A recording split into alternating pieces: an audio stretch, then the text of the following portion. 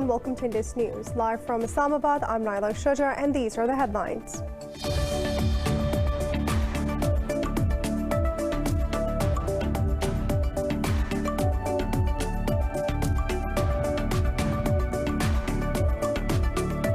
Eight security personnel have been killed in an insider attack at a police checkpoint in Afghanistan's southern Helmand province. Officials said a Taliban infiltrator opened fire on the policemen inside the checkpoint in the Lashkargah district of Helmand. Meanwhile, police said that the clashes with the Taliban fighters in the same district inflicted casualties on both sides.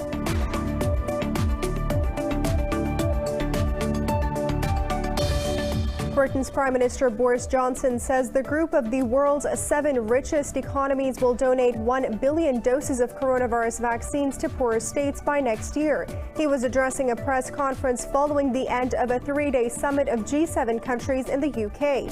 Campaigners say the vaccine pledge is far too little and too late to end the pandemic that has claimed nearly 3.8 billion lives worldwide. The leaders also agreed to increase their climate finance contributions to meet an overdue spending pledge of $100 billion a year to cut carbon emissions.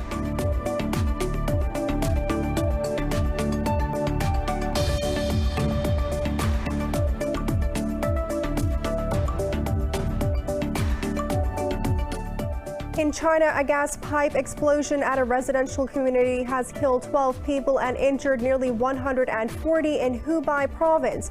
Local media reported the explosion caused a food market building to collapse. The cause of the explosion is being investigated.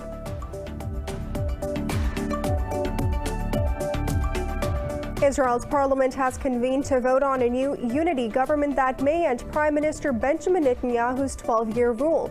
However, an unprecedented coalition of parties has a razor-thin majority of 1 seat to form the government. Right-wing nationalist Naftali Bennett is poised to become the prime minister in a power-sharing deal with the centrist leader Yair Lapid.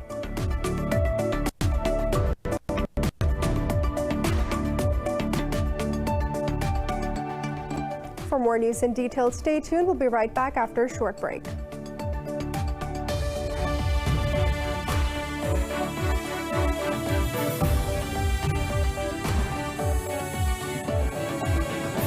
Welcome back. 8 security personnel have been killed in an insider attack at a police checkpoint in Afghanistan's southern Helmand province. Officials said a Taliban infiltrator opened fire on the policemen inside the checkpost in Lashkargah district of Helmand. A spokesperson for the Helmand police confirmed the incident but didn't provide details. He said the fire exchange between the police and the Taliban inflicted casualties on both sides. The Taliban have claimed responsibility for the attack. Violence in Afghanistan has increased in recent days as foreign troops withdraw. President Recep Tayyip Erdogan says Turkey would be the only reliable country left to stabilize Afghanistan after the U.S. pulls out its troops. Speaking to reporters in Istanbul, Erdogan said he will discuss the issue in a meeting with U.S. President Joe Biden on the margins of a NATO summit on Monday. The U.S. is in the final stages of completing a military drawdown alongside NATO forces by the 11th of September. Turkey has reportedly said it is prepared to keep the troops in Afghanistan to protect Kabul airport, but the Taliban have rejected Ankara's proposal, urging it to withdraw its troops under the Doha peace deal. Britain's Prime Minister Boris Johnson says the group of world's 7 richest economies will donate 1 billion doses of coronavirus vaccines to poorer states by next year. He was addressing a press conference following the end of 3-day summit of the G7 countries in the United Kingdom. The leader also agreed to increase their climate finance contributions to meet an overdue spending pledge of $100 billion a year to cut carbon emissions. They called on other countries to join the effort. In his address, U.S. President Joe Biden said his Russian counterpart was correct to say that relations between the two countries were at its lowest point. He also criticized China over alleged human rights violations, but said the U.S. is not looking for a conflict with China. The summit earlier adopted a spending plan to counter China's Belt and Road Initiative program. But Beijing hit back, saying the days are long gone when a small group of countries used to decide the fate of the world. At least 12 people have died in a gas pipeline explosion in the central Chinese city of Xi'an in the Hubei province. State media said that the explosion caused the food market building to collapse. It said that nearly 140 others are injured. It added that a total of 150 people have been evacuated from the city following the deadly explosion. The government officials said the rescue efforts are underway and the cause of the explosion is being investigated. At least 19 people have been killed and dozens of others wounded in two separate attacks on the northern Syrian town of Afrin. Authorities say the first attack struck a residential area while the second hit a hospital's emergency department. They said the victims include patients, doctors, and other medical staff at Afrin's Al-Shifa hospital.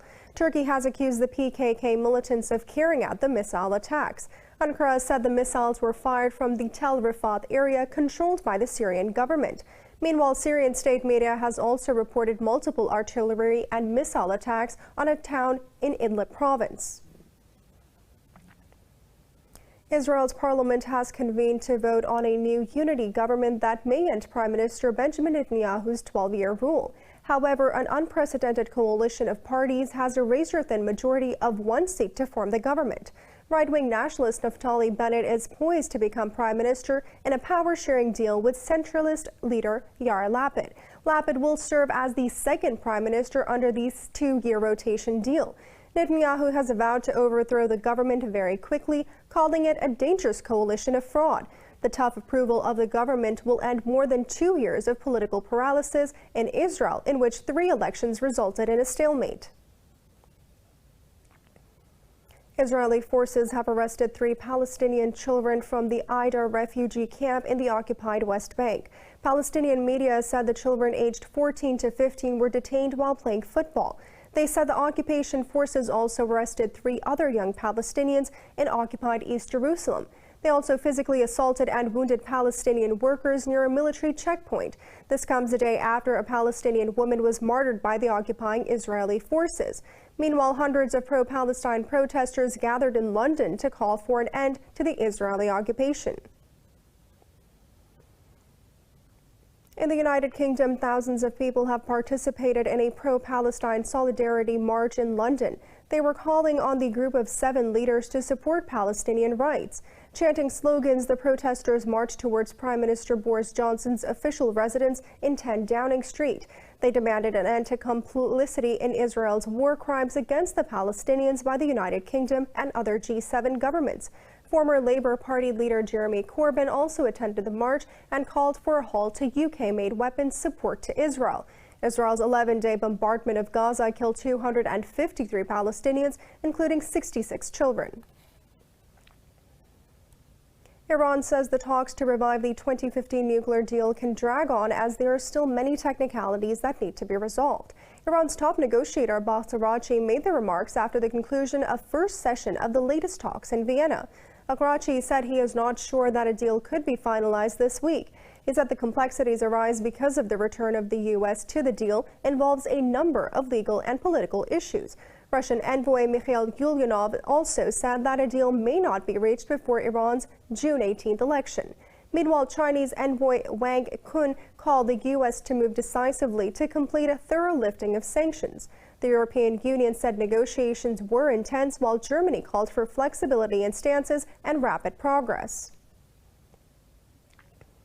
India has registered more than 3,300 deaths from COVID-19, with over 80,000 infections overnight. Globally, the virus has claimed nearly 3.8 million lives, while infecting over 175 million people so far. More in this report. The U.S. COVID-19 caseload has surpassed 33 million, while its death toll is nearing 600,000.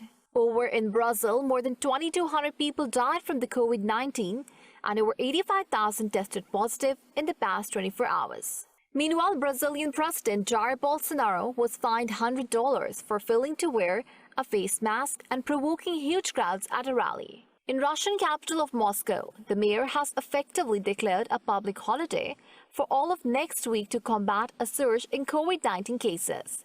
The rising infections have prompted social and economic woes in the city. The latest news worries me a lot. more from a social and economic point of view. I am a mother of 2 children, so it scares me a lot. I try to protect myself with a healthy lifestyle and by doing sports, but they are banning sports and running now for whatever reason. I don't think they should ban running. You are in the open air and can keep distance from the other runners. So what is the point of banning it? Government advisors in the UK are calling for a delay in lifting remaining restrictions after a week of over 7,000 new cases being recorded daily. As Malaysia faces a serious surge of COVID-19 infections, it is accelerating the vaccination campaign by procuring more supplies. I think the government is doing a great job by doing mass vaccination programs, and we are happy to be a part of it. Every day, we have 120 staffs managing it. We have doctors in the consultation area, we have doctors in the injection area, and we have doctors in the emergency area as well.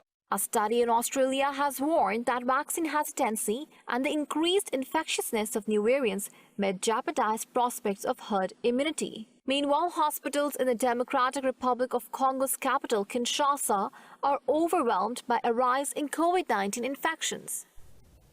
Pakistan has recorded 56 new deaths from COVID-19 in the past 24 hours. The government has administered more than 10.7 million doses of vaccines so far. The Health Ministry says the country's death toll has risen to 21,689. The nationwide caseload has topped 941,000, with over 1,200 new infections overnight. More than 877,000 people have recovered from the virus so far. The number of active cases in the country is a little over 42,000. Over 2,600 of them are intensive care.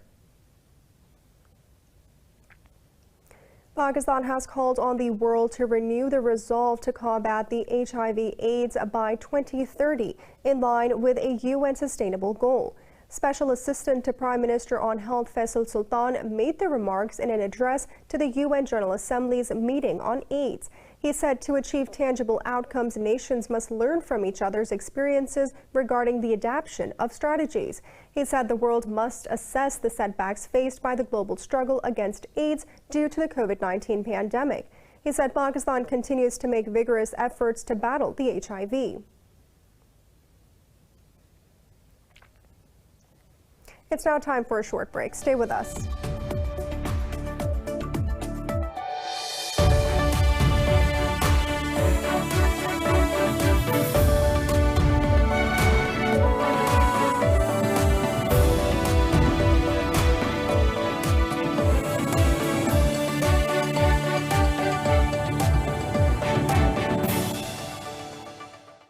Welcome back. The United Kingdom says it wishes to ease tensions with the European Union over the Northern Ireland Protocol. The protocol is a post-Brexit trade agreement and it remains a point of conflict between the United Kingdom and the EU. In an interview, Britain's Foreign Minister Dominic Raab said London wants a flexible and pragmatic approach from the EU over the protocol. Raab said an uneven adoption of the protocol would undermine the Good Friday Agreement. Citing the EU's threat, Raab said the bloc has to realize that Northern Ireland is essentially a province of Britain. The United States and South Korea have reaffirmed their resolve to work closely for the denuclearization of the Korean Peninsula. Secretary of State Antony Blinken met Korean Foreign Minister Chung Eui-yong on the sidelines of the G7 summit. In a statement, the State Department termed the bilateral alliance a linchpin of peace, security, and prosperity in the region. It said the two leaders agreed to closely cooperate to encourage North Korea's return to dialogue. They stressed the importance of multilateral cooperation to address other regional issues, including Myanmar's return to democracy. Meanwhile, Korean Foreign Ministry said both sides also agreed to boost cooperation on vaccine distribution.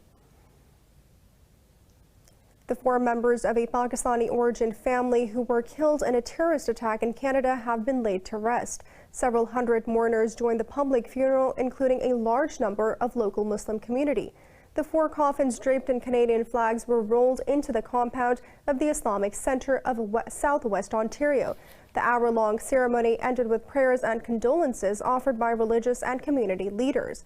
The funeral procession later proceeded for a private burial. Earlier, Pakistan's Foreign Minister Shah Mahmood Qureshi held a phone call with the victims' families and assured them of Islamabad's full support. Qureshi expressed his and Prime Minister Imran Khan's condolences, adding the entire nation is dismayed by the tragic incident. Germany says its discussions with the United States over the Russian gas pipeline, the Nord Stream 2, are on the right track. German Chancellor Angela Merkel made the remarks after meeting U.S. President Joe Biden on the sidelines of the G7 summit. Merkel said it was existential and indispensable to keep Ukraine involved in gas transit from Russia to Europe. However, Merkel said the main focus of her conversation with Biden was about his meeting with Russian President Vladimir Putin. Russia's Nord Stream 2 gas pipeline to Europe is a major sticking point between both the allies. At least 9 people have been killed in an explosion in a coal mine in Colombia's central department of Boyacá. A total number of 12 miners were trapped in the Santa Ynez mines in the municipality of Socha following the explosion. Authorities attributed the explosion to a bag of methane found underground during the rescue operation. They added 3 miners were rescued alive, while the bodies of the deceased have been recovered. There were 2 colleagues clinging to a hose, the compressed air hose, which carries clean air, and they had the intelligence, or God enlightened them, so that they would break it and survive and endure so that we could get those 2 colleagues out. In Spain, tens of thousands of people have protested in Madrid against the government's plan to pardon 12 jailed Catalanian politicians. The separatist leaders of Catalonia were convicted over the region's failed independence bid in 2017, a move the protesters see as a threat to national unity. Earlier, Prime Minister Pedro Sanchez called for understanding over the planned gesture that has reactivated the controversy over separatism. The opinion poll suggests that around 63% of Spaniards oppose granting the pardons, while some 25% backed it. Last month, Spain's Supreme Court also opposed giving potential government pardons for the Catalan separatist leaders. Thousands of people rallied across France in the Liberty March against the attack on freedom by the far-right political groups. The police and Interior Ministry said 37,000 people took part in the protest nationwide, including 9,000 in Paris. However, organizers claimed 70,000 people participated in Paris and over 150,000 across the country. Political groups from the left, human rights groups, workers, and student unions were part of the march. The protesters expressed grave concern and alarm over the rising influence of the far right in French politics, led by Marine Le Pen.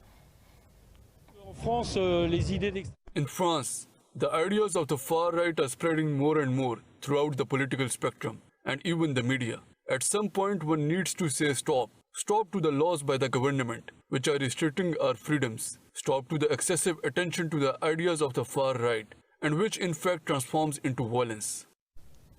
The 2021 Westminster Dog Show has kicked off at the Lyndhurst Estate in Tarrytown, New York.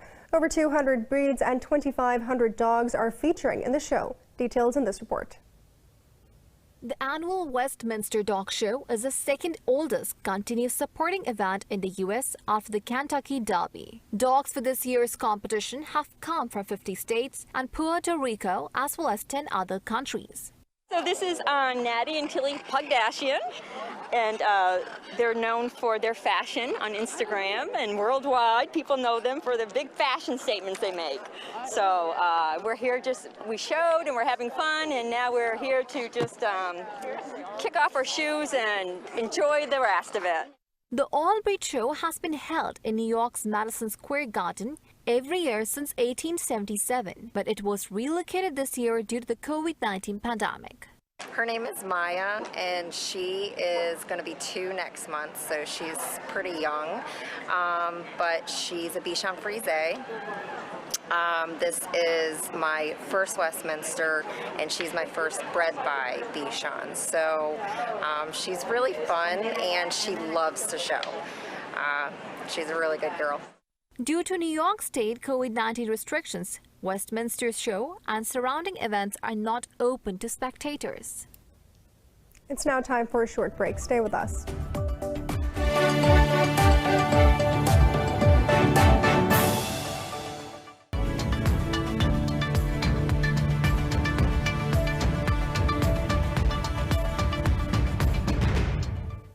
Welcome back. Major Gulf stock markets are trading cautiously as the region's investors monitor prospects of increasing global oil demand. Saudi Arabia stocks led the gains, adding close to 0.5%, while bourses in Qatar edged up fractionally. Stocks in Abu Dhabi edged lower. Dubai stocks traded flat as gains in property shares were offset by declines in the financial stocks.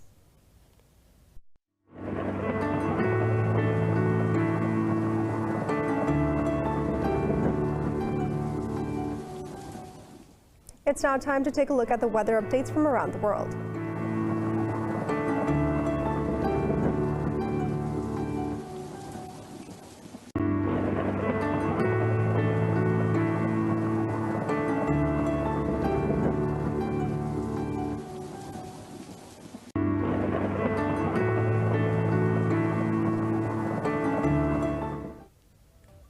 For the latest news updates, you can follow us on our social media at indus.news.